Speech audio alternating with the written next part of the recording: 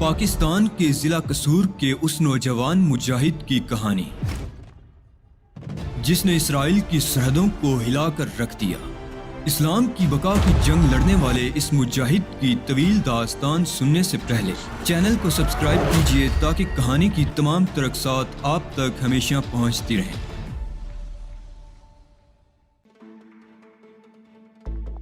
لیکن صورتحال ایسی ہو گئی تھی کہ چوہے کی موت مرنا بھی مجھے پسند نہیں تھا۔ اوڈے نے دونوں ہاتھ اٹھا کر کہا، نہیں، اس طرح نہیں، آؤ میں تمہارے لیے میدان جنگ کا انتخاب کر دوں۔ تم میں سے کسی کے پاس ہتھیار نہیں ہے، یہ ہاتھوں کی جنگ ہے اور اس میں فتح کے لیے خاصی جدوجہد کرنا پڑے گی۔ دوسرا شخص اس بات کے لیے تیار ہو گیا۔ میں بھی اب اپنے ذہن کو تمام خدشات سے آزاد کرانے میں کامیاب ہو گیا تھا۔ زندگی اگر یہی سب کچھ چاہتی ہے تو پھر اس سے فرار کس طرح ممکن تھا؟ اوڈے نے جو جگہ ہماری جنگ کے لیے منتخب کی تھی وہ یہاں سے تھوڑے فاصلے پر ہی تھی، لیکن میری سمجھ میں یہ بات نہیں آئی کہ اس نے اس جگہ کا انتخاب کیوں کیا ہے۔ میرا مد مقابل، جس کا نام مجھے ابھی تک معلوم نہیں ہوا تھا، بہت بے صبرا تھا۔ اس نے مجھے غور کرنے کا موقع نہیں دیا اور ایک بار پھر کسی بینسے کی مانند مجھ پر پل پڑا۔ میں نے اس کا وار خالی دینے کے بعد پلٹ کر ایک ٹانگ اس کے پیٹ پر ماری اور دوسری بار اس کی ٹانگوں پر ایک وار کیا۔ میرے دونوں ہی وار نہایت بے پرواہی سے ہوئے تھے، لیکن ان کے نتائج سامنے تھے۔ میرا مد مقابل چاروں شانے چت پڑا ہوا تھا۔ اگر میں چاہتا تو اس جنگ کا فیصلہ چند لمحے ہی میں کر دیتا، لیکن میرا ضمیر مجھے مسلسل ملامت کر رہا تھا۔ ایسی مجبوری آ پڑی تھی کہ میرے بس میں کچھ بھی نہیں تھا۔ یہ وحشی انسان جس کا نام اوڈے تھا اپنی زندگی کی بقا کے لیے صرف ایک ہی بات پر آمادہ ہو رہا تھا، وہ یہ کہ ہم دونوں میں سے بس ایک زندہ رہے۔ اگر میں اس کی بات ماننے سے انکار کروں یا میرا مد مقابل مجھ سے لڑنے پر آمادہ نہ ہو تو پھر ہم میں سے ایک کو خودکشی کرنا پڑے گی یا یہ لوگ کسی ایک کو قتل کر دیں گے۔ میں خاموشی سے کھڑا اپنے حریف کو دیکھ رہا تھا جو چند لمحے چت پڑا پلکیں جھپکاتا رہا، اور اس کے بعد اسے احساس ہو گیا کہ وہ کاہلی برت کر اپنے لیے خطرات کو جنم دے رہا ہے۔ چنانچہ اس نے سیدھا کھڑا ہونے کے بجائے الٹی کلابازی کھائی۔ اس کے ذہن میں یہی خیال ہوگا کہ میں اس کے سیدھا کھڑا ہونے کا انتظار کر رہا ہوں، اس لیے اپنی دانست میں اس نے یہ چالاکی کی تھی۔ اوڈے اور دوسرا شخص خاموشی سے کھڑے اس جنگ کا تماشا دیکھ رہے تھے۔ میرا حریف ایک بار پھر ہاتھ پھیلا کر میرے سامنے آ گیا اور میں نے آہستہ سے اس سے کہا، میرے دوست، یقین کرو، میرے دل میں تم سے لڑنے کی ذرا بھی خواہش نہیں ہے۔ اگر اوڈے اس بات پر تیار ہو جائے کہ مجھے یہاں چھوڑ جائے اور تم دونوں کو لے کر نکل جائے تو مجھے ذرا بھی اعتراض نہیں ہوگا۔ اس شخص نے ایک لمحے کے لیے مجھے گھورا اور دوسری بار پھر مجھ پر حملہ کر دیا۔ اس بار اس نے میرے سینے پر فلائنگ کک مارنے کی کوشش کی تھی، لیکن میں نے اس کی یہ کوشش بھی ناکام بنا دی اور جو ہی وہ میرے نزدیک پہنچا میں جھک گیا۔ البتہ میں نے اسے دوسری طرف گرنے نہیں دیا تھا، بلکہ جیسے ہی وہ زمین پر گرنے لگا میں نے جھک کر اسے اپنی کمر پر سہارا دیا اور پھر پلٹ کر اسی جگہ ڈال دیا جہاں سے اس نے مجھ پر حملہ کیا تھا۔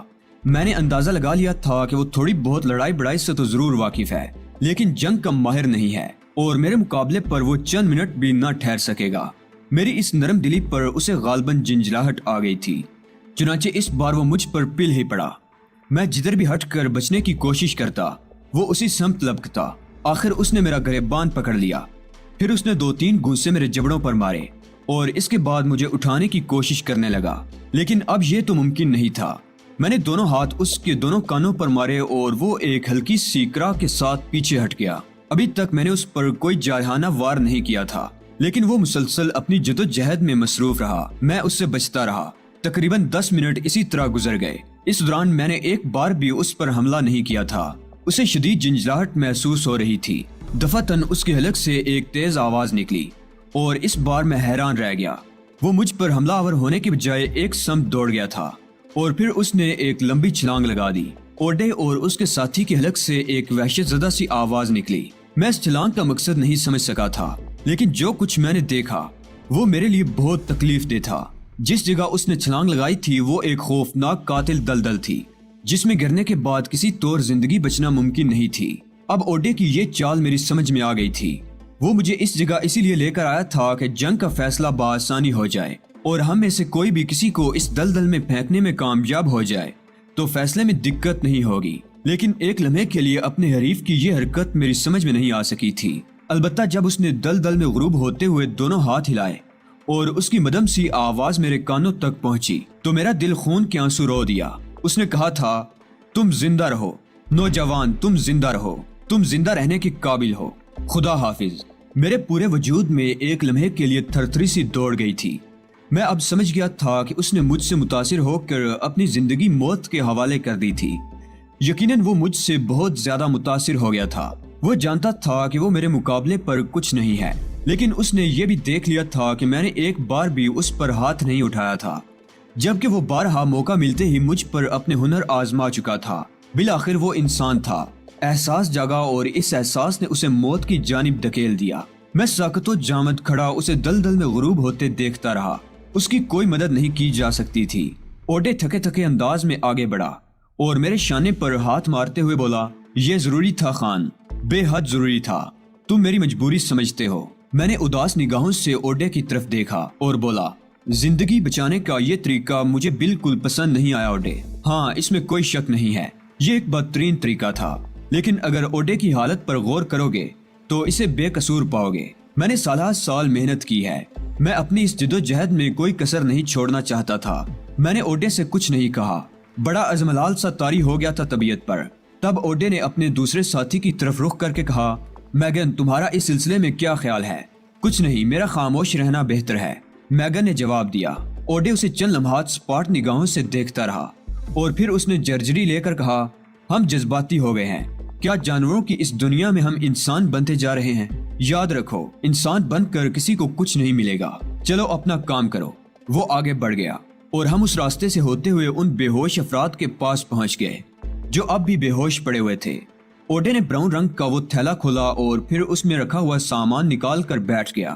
میک اپ کا یہ سامان پتہ نہیں کہاں سے اس کے ہاتھ لگ گیا تھا۔ میں نے اس کے بارے میں کچھ پوچھنا مناسب نہیں سمجھا۔ اس شخص کی موت نے مجھے واقعی بڑا مزمحل کر دیا تھا۔ اوڈے نے پہلے اپنے چہرے میں تبدیلیاں پیدا کی۔ آئینہ سامنے رکھ کر وہ اپنے چہرے کی مرمت کرتا رہا۔ بلا شبہ وہ میک اپ کا ماہر تھا۔ پتہ نہیں کیا چیز تھا وہ شخص، اور پتہ نہیں کیا کچھ کرتا رہا تھا اس دوران۔ اس کے بعد میری باری آئی۔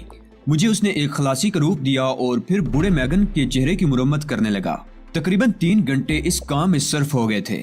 پھر اس نے کبھی ہیکل شخص کا لباس اتار کر خود پہن لیا اور ہم دونوں کو بھی ہدایت کی کہ ان کی جیبوں سے تمام چیزیں نکال کر اپنے قبضے میں لے لیں۔ ہم دونوں نے یہی سب کچھ کیا اور اس کے بعد اوڈے کی ایک اور درندگی ہمارے علم میں آئی۔ اس نے بے ہوش آدمیوں میں سے ایک کو کاندھے پر لادا اور ایک طرف بڑھنے لگا۔ میں اس کا مقصد سمجھ گیا تھا۔ وہ اس شخص کو بھی دلدل ہی میں پھینکنا چاہتا تھا، لیکن کیا کیا جا سکتا تھا؟ یہاں تو وحشت و درندگی کے علاوہ اور کچھ تھا ہی نہیں۔ میں نے کوئی تعارض نہیں کیا۔ اوڈے نے یکے بعد دیگرے ان تینوں کو دلدل میں اچھال دیا اور وہ بیچارے ہوش میں آئے بغیر ہی موت کی آغوش میں جا سوئے۔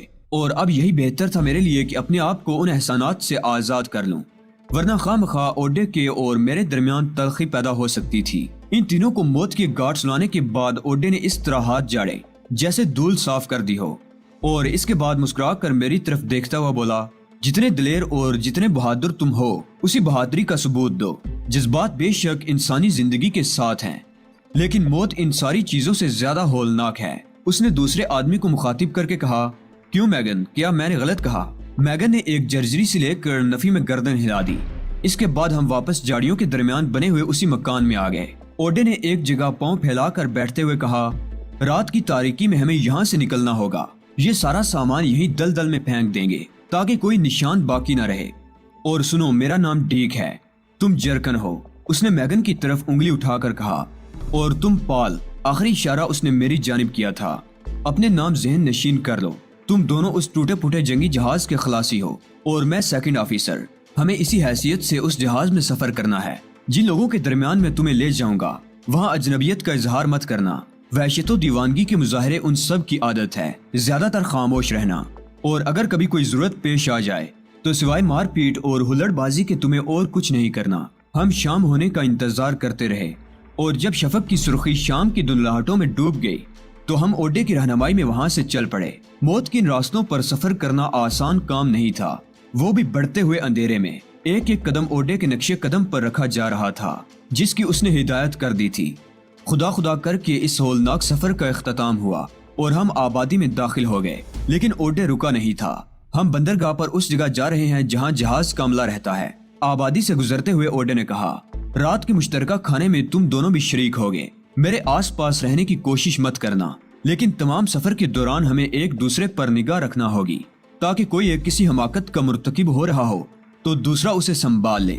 تم مطمئن رہو مسٹر اوڈے، کیا مسٹر میگن بہت خاموش طبع انسان ہے؟ خاموشی تمام بلاؤں کو ٹالتی ہے، لیکن تم اب اسے میگن نہیں جرکن کہو گے۔ یہ غلطی دوبارہ نہیں ہونی چاہیے۔ اوکے چیف، ویسے مسٹر جرکن کچھ بیمار معلوم ہوتے ہیں، کام کے وقت یہ خوب چاقو چوبند ہو جاتے ہیں۔ اس شخص کے بارے میں بس یہ بتا دینا کافی ہے کہ یہ 3 ملکوں کا مجرم ہے۔ لوہے کی ایک کان اس نے صرف اس لیے دھماکے سے اڑا دی تھی کہ ایک سپروائزر سے اس کی دشمنی ہو گئی تھی۔ کان کے دھماکے میں 80 مزدور ہلاک ہو گئے، انہی میں وہ سپروائزر بھی تھا۔ اس کے علاوہ اس نے ایک مجمع عام میں گھس کر 8 باڈی گارڈز کی موجودگی میں ایک ملک کے وزیر دفاع کو قتل کیا تھا۔ بہت سے کارنامے ہیں اس کے۔ اوڈے ہنسنے لگا۔ میں نے پھٹی پھٹی آنکھوں سے مزمحل میگن کو دیکھا جو ہماری گفتگو سے بے نیاز ہمارے ساتھ چل رہا تھا۔ لکڑی کی چھت کے نیچے بڑی بڑی بتیاں لگا کر جہازوں کی رہائش گاہ بنائی گئی تھی۔ ایک طرف ان کے بستر پڑے ہوئے تھے اور دوسری طرف بدی اور کاہی لگی میزیں ڈائننگ ہال کی ضرورت پوری کر رہی تھی۔ سارے ماحول پر وحشت کی حکمرانی تھی۔ کھانے کا وقت ہو چکا تھا۔ چند افراد ان میزوں پر کھانا لگا رہے تھے۔ بڑی بڑی مونچھوں والے ایک شخص نے اوڈے کو آواز دی اور اس طرف چلا گیا۔ میگن مجھ سے کافی دور ایک جگہ جا بیٹھا تھا۔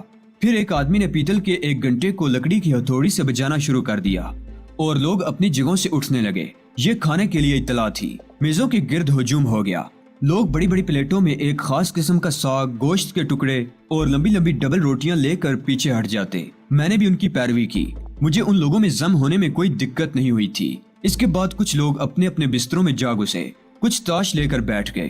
مجھے اپنے بستر کے بارے میں کوئی اندازہ نہیں تھا۔ میگن مجھ سے کچھ دور ایک بلی سے ٹیک لگا کر بیٹھ گیا۔ میں نے بھی یہی کیا تھا۔ جگہ جگہ کہکے ابل رہے تھے۔ اس وحشت ناک ماحول میں زندگی سے بھرپور یہ کہکے بڑے عجیب لگ رہے تھے، لیکن سب کی کیفیت مجھ جیسی تو نہیں تھی۔ یہ خلاصی بے فکر تھے اور انہیں زندگی کی ان الجھنوں سے واسطہ نہیں پڑا تھا جن کا ہم لوگ شکار تھے۔ کافی دیر گزر گئی۔ ایک جگہ کچھ ہنگامہ بھی ہوا، جوتم پیزار اور مار پیٹ بھی ہوئی، لیکن خود ہی ختم بھی ہو گئی۔ ان لوگوں کو روکنے والا کوئی نہیں تھا۔ ایک بار پھر پیتل کا گھنٹا بجایا گیا اور سب کو سانپ سونپ گیا۔ روشنیاں گل کر دی گئیں اور خلاصی جگہ جگہ دراز ہو گئے۔ غالباً کسی کے لیے کسی جگہ کی قید نہیں تھی۔ یہ آرام دہ خواب گاہیں تو تھی نہیں کہ لوگ اپنے اپنے بستروں کا خصوصی طور پر انتخاب کرتے۔ میں بھی اس وحشت زدہ ماحول میں ایک جگہ لیٹ گیا۔ یوں تو خاصا وقت انہی حالات میں گزار چکا تھا اور گزار رہا تھا، لیکن آج کی رات کچھ خاص خصوصیات کی حامل تھی۔ چاروں طرف سے خراٹے ابھرنے لگے، لیکن میں ان بے فکروں کی مانند گہری نیند نہیں سو سکا تھا۔ حالات تھے کہ ذہن پر یلغار کیے ہوئے تھے اور میں انہیں جھٹک کر سونے کی کوشش کر رہا تھا تاکہ دوسری صبح مستعدی سے اپنا کام انجام دے سکوں۔ کئی بار آنکھ کھلی اور کئی بار جاگا، لیکن اپنی جگہ سے جنبش نہیں کی تھی، یہاں تک کہ سپیدہ سحر نمودار ہو گیا۔ 7 بجے گھنٹی بجی اور تمام لوگ اٹھ کر بیٹھ گئے۔ ہلکا ہلکا ناشتہ کرنے کے بعد سب کے سب بندرگاہ کی طرف بڑھ گئے، جو یہاں سے زیادہ فاصلے پر نہیں تھی۔ لہروں کا شور ساری رات ہی سنائی دیتا رہا تھا۔ میں بھی انہی لوگوں میں شامل ہو گیا۔ میگن یا نئے نام کے ساتھ جرکن اب مجھ سے زیادہ فاصلے پر نہیں تھا، لیکن اوڈے نظر نہیں آ رہا تھا۔ وہ رات ہی سے غائب تھا اور کئی بار میری نگاہیں اسے تلاش کر چکی تھی۔ ایک مرتبہ ایسا ہوا کہ جرکن میرے بالکل نزدیک آ گیا تو میں نے اس کی طرف دیکھے بغیر ہی کہا، اوڈے ہمیں نظر نہیں آیا۔ جرکن نے ایسی نگاہوں سے مجھے دیکھا جن سے ناخوشگوار سی کیفیت کا اظہار ہوتا تھا۔ پھر وہ آہستہ سے بولا، اس کا نام ڈیک ہے۔ میں نے دل ہی دل میں شرمندگی محسوس کی اور خاموشی سے قدم آگے بڑھاتا رہا۔ تب جرکن نے کہا، وہ جہاز پر موجود ہے۔ میں آہستہ آہستہ آگے بڑھتا رہا اور تھوڑی دیر کے بعد بندرگاہ تک پہنچ گیا، جہاں ایک قدیم طرز کا جہاز جس کے سامنے کے حصے پر کیپٹن لکھا ہوا تھا پانی میں جول رہا تھا۔ عارضی قسم کی مخصوص سیڑھیاں جہاز تک جاتی تھی، جس کے چوڑے تختے اتنے وسیع تھے کہ اس پر سے 8-8 10-10 مزدور بآسانی گزر سکتے تھے۔ کنارے پر لکڑی کی پیٹیاں پڑی ہوئی تھی جن کا حجم زیادہ نہیں تھا، یعنی اتنا بڑا تھا کہ ایک آدمی اس پیٹی کو اپنی پشت پر بآسانی لاد سکتا تھا۔ دوسرے خلاصیوں کی طرح میں نے بھی پیٹی اپنے شانوں پر اٹھائی اور سیڑھیوں کی جانب بڑھ گیا۔ تھوڑی دیر کے بعد میں جہاز کے عرشے پر پہنچ گیا۔ یہاں پیٹیوں کو بار کیا جا رہا تھا۔ اوپر پہنچنے والے خلاصیوں کے لیے یہ ضروری نہیں تھا کہ وہ فوراً ہی واپس لوٹ آئیں۔ جہاز پر مختلف کام ہو رہے تھے۔ کوئی جہاز کے تختے جوڑنے میں مصروف تھا، کوئی اس کی صفائی کر رہا تھا، کوئی پھٹے ہوئے بادبان رفو کر رہا تھا۔ میں ایک لمحہ سوچتا رہا۔ اس ماحول کو میں نے بانظر غیر دیکھا اور ایک بار پھر نیچے اتر آیا۔ فوری طور پر جہاز کے بارے میں سب کچھ جان لینا مناسب نہیں تھا۔ दोपहर तक हम लोग ये पेटियां चढ़ाते रहे। उनकी तादाद खत्म होती जा रही थी और यूं महसूस होता था जैसे ये इन पेटियों की आखिरी खेप हो, क्योंकि किसी तरफ से नई पेटियां यहाँ नहीं लाई जा रही थी। 1 बजे काम खत्म हो गया। उसी वक्त खाने की घंटी भी बजी थी। तकरीबन 30 पेटियां मैंने ऊपर पहुंचाई थी। इतने चक्कर लगाने के बाद भूख खूब चमक उठी थी। चुनाचे मैस में पहुंचकर मैंने भी उतनी ही फुर्ती से अपने लिए खाना निकाल लिया जितनी फुर्ती दूसरे खलासियों ने दिखाई दी। लेकिन खाने से फारिग होने के बाद हमें दोबारा बंदरगाह पर नहीं जाना पड़ा था। ऐलान किया गया था कि जहाज आज रात को 10 बजे रवाना हो जाएगा। खलासी अपनी अपनी जरूरियात से फारिग हो जाएं। उसी वक्त मैंने ओडे को देखा जो मुझसे ज्यादा फासले पर नहीं था। आहिस्ता आहिस्ता चलता हुआ वो मेरे करीब आया। उसकी चाल में बड़ी खुद एतमादी थी। उसने मुस्कुराते हुए मुझसे कहा, हेलो पाल, कोई उलझन या परेशानी तो नहीं? नहीं मिस्टर डिक, मैं ठीक हूँ। मुझे माफ करना, कुछ वक्त मैं तुमसे दूर रहा, लेकिन सेकंड ऑफिसर होने की हैसियत से जहाज के कुछ इंतजामी उमूर मेरे स्पुर्द कर दिए गए थे। तुमने सुन लिया होगा कि हम रवाना होने वाले हैं। तुम्हारा दोस्त तो ठीक है ना? बिल्कुल ठीक है, मैंने जवाब दिया और ओडे गर्दन हिलाता हुआ आगे बढ़ गया। हम लोग निहायत कामयाबी के साथ अपने पहले मरहले से गुजर चुके थे और किसी को हम पर शुबे का मौका नहीं मिला था। अगर माहौल में ये वहशत खेजी न होती और खलासी एक दूसरे के शनासा होने के बावजूद एक दूसरे से इस कदर गैर मुतालिक न होते तो शायद हमें यहाँ काफी मुश्किलात पेश आती। कुछ लोग बिला वजह के दोस्त बन जाते और उन्हें शुबा हो जाता, लेकिन ये सब कुछ नहीं था। ये गोया सर फिरों का गोल था जिन्हें एक दूसरे से कोई गरज नहीं थी। शायद कोई किसी को दोस्त नहीं बनाता था, बस जो किसी के साथ जितनी देर बैठ गया और जो अलग थलग रहा उसे किसी ने गास न डाली। ये मामूल हमारे लिए निहायत फायदा बख्श था। रात को 10 बजे खुसूसी रोशनियां की गई ताकि खलासी अपना काम कर लें। फिर खलासियों के मेट उन्हें ऊपर पहुंचने की हिदायत करने लगे और थोड़ी देर के बाद तकरीबन तमाम खलासी, जिनमें मैं और जरकन भी शामिल थे, जहाज पर पहुंच गए और अपनी अपनी जिम्मेदारियां संभाल ली। सीढ़ियां हटा ली गई थी। वक्ते मुकर्रा पर जहाज ने लंगर उठा दिए और आहिस्ता आहिस्ता गहरे समंदर की जानिब बहने लगा। खलासी अपने अपने काम में मसरूफ थे। ये रात सोने की रात नहीं थी। 20 खलासियों के एक गिरोह की ओडे कमान कर रहा था और उनके लिए अहकामात सादिर कर रहा था। वो सब उसके अहकामात की तामील कर रहे थे। जरकन उस वक्त मेरे करीब ही मौजूद था। वो आहिस्ता से बोला, यूं लगता है जैसे अब हम बेहतर हालत में हैं। मैंने गहरी निगाहों से जरकन को देखा और बोला, कमाल है, तुम गुफ्तगू कर रहे हो। मैं इतना बद इखलाक नहीं हूँ मेरे दोस्त, लेकिन फरार का तस्वुर और अपने लोगों से जा मिलने के एहसास ने मुझे इतना मजमल कर डाला है कि मैं बयान नहीं कर सकता। अभी तो हम इब्तदाई मराहल ही में हैं। क्या कहा जा सकता है कि आने वाले लम्हात कैसे हों। ताहम अगर तुमने मेरी बेरुखी को महसूस किया हो तो मैं इसके लिए मुआफी चाहता हूँ। नहीं मिस्टर जरकन, ऐसी कोई बात नहीं है। खामोश रहते रहते जुबान ईंट कर रह गई है।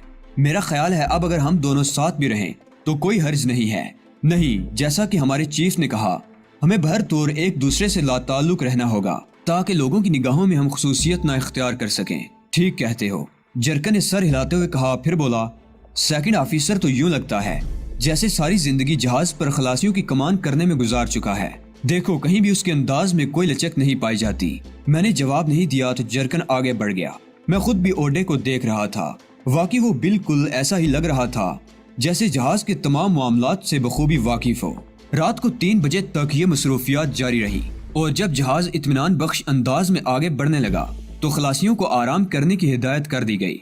20 अफराद के इस ग्रुप में 8 आदमियों की ड्यूटी रात को थी। बकाया की ड्यूटी सुबह को लगाई जाने वाली थी। चुनाचे रात के इस आखिरी हिस्से में भी सोने का मौका मिल गया और दूसरी सुबह फिर मुझे जगाने वाला ओडे ही था।